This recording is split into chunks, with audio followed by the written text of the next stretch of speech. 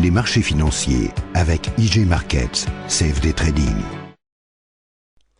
Bonjour, c'est Gilles du site boursicoté.com. Voici l'analyse technique du CAC 40 pour cette journée du jeudi 14 juin 2012, avec une séance somme toute hésitante aujourd'hui dans la continuité baissière que ce que nous avons connu hier, puisqu'après une ouverture en légère baisse à 3022,40, nous avons marqué un point bas à 2993,71, un point haut à 3035,87 pour terminer en clôture à 3032,45 points. Le CAC 40 gagne 0,08% sur cette séance, un peu plus de 2 points gagnés par rapport au cours de clôture d'hier. C'est donc une séance qui ne veut qui du point de vue chiffre au niveau de la variation en clôture ne nous apporte pas grand chose d'exceptionnel. Par contre, du point de vue des bougies, ce que nous pouvons marquer, c'est que les cours continuent à longer ici cette ancienne résistance qui est en train de devenir support. Alors ça serait plutôt bon signe dans le sens d'une possible reprise haussière, puisque pour l'instant nous avons beaucoup de signaux qui iraient plutôt dans le sens d'une baisse. J'attirais votre attention hier soir sur un avalement ici baissier sur la précédente bougie. On voit ici que l'avalement a été confirmé puisqu'on est venu marquer un nouveau plus bas. Comme je vous l'avais dit ici, si on ouvrait sous les 3030, il y avait de fortes probabilités pour que l'on vienne tester ici la zone des 2987 3000 points, et c'est tout à fait ce qui s'est passé. En attendant, au niveau des indicateurs, nous avons toujours peu d'indications qui sont données par les indicateurs, donc rien au niveau du RSI qui reste en zone neutre, idem pour le stochastique. Le MACD qui est repassé en évolution négative depuis hier continue son chemin, donc on a ici un MACD qui continue à décroître.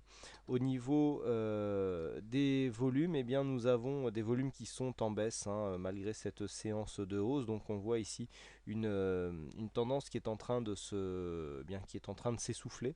Alors nous verrons que du fait que nous sommes ici dans une tendance qui irait plutôt à la baisse, le fait d'avoir un essoufflement serait plutôt bon signe. On aurait ici une montée des volumes ici sur cette phase, donc fin de hausse, avec une consolidation qui finalement ne vient pas trop empiéter sur la totalité de la tendance et qui déjà est en train de s'essouffler, donc qui nous donnerait encore une fois un petit signal haussier avec une faible volatilité. Donc comme je vous le disais tout à l'heure, la configuration chartiste ne change pas. On a toujours une évolution plutôt orientée à la baisse avec des points hauts, des points bas inférieurs à la bougie précédente. On reste ici bien calé sous la moyenne mobile 20 exponentielle malgré l'attaque que nous avons eue en début de semaine et donc la semaine dernière. Mais les cours continuent ici à suivre cette ancienne résistance qui est en train de devenir support. Donc ça ne sera pas un support significatif, mais on voit bien ici que sur cette tendance baissière qui est donc délimitée par cette résistance, nous avons une cassure ici portée par une forte dynamique avec donc rupture de cette résistance. On revient chercher ici la zone de résistance comme un support. On essaye de recréer une dynamique. On voyait ici que la première dynamique avait été cassée de la même manière. On a une dynamique haussière ici court terme, cassée sur gap. On revient ici chercher la résistance, on s'éloigne et donc on confirme la baisse, mais dans un mouvement plus général où nous avons ici sorti de la tendance moyen terme baissière avec retour sur le support qui normalement devrait se traduire par une remontée des cours qui pour l'instant se fait attendre. Donc on peut longer comme ça l'ancienne résistance encore quelques bougies. Tant que nous n'avons pas ici une forte dynamique qui sera confirmée en cas d'une attaque de la zone des 3127 points, nous ne pourrons pas savoir quand est-ce que cette tendance arrivera. D'autant plus que le MACD nous envoie quand même un signal positif, à savoir qu'ici la dynamique haussière serait pour l'instant arrêtée. Quoi qu'il en soit, on n'a pas regardé stochastique et RSI, mais si on regarde ne serait-ce que le stochastique, on voit qu'il n'y a aucun surachat et qu'il n'y a eu aucun surachat sur cette phase ici de hausse, sur la dernière phase de hausse ici, donc qui s'apparente plus à un rebond technique. Et donc de ce fait, malgré un retournement ici du MACD, on pourrait très bien avoir une dynamique qui pourrait se réorienter à la hausse avec une possible cassure ici de cette zone des 3093 3100 points pour valider ici une attaque des 3126 et donc continuer sur une évolution plutôt haussière. Donc Tant que nous restons ici au-dessus de cette ancienne résistance devenue support, eh bien, on peut attendre ici un rebond haussier. Quoi qu'il en soit, tant qu'on n'arrive pas à remonter au-dessus de cette zone des 3070 points, on restera ici dans une phase de consolidation molle relativement et plutôt court terme. Le fait de remonter ici, de s'écarter de cette zone de support pourra eh bien, nous donner une probabilité relativement intéressante de jouer une continuité haussière avec donc en objectif une cassure de cette première zone des 3093 et confirmée par le dépassement ici du récent point haut, pardon, et donc par une cassure de cette zone des 3127 points.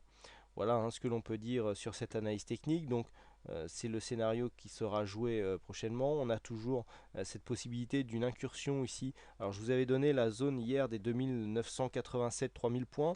On a tapé 2993 au plus bas aujourd'hui. C'était bien sûr le support qui était représenté par cette ligne graphique.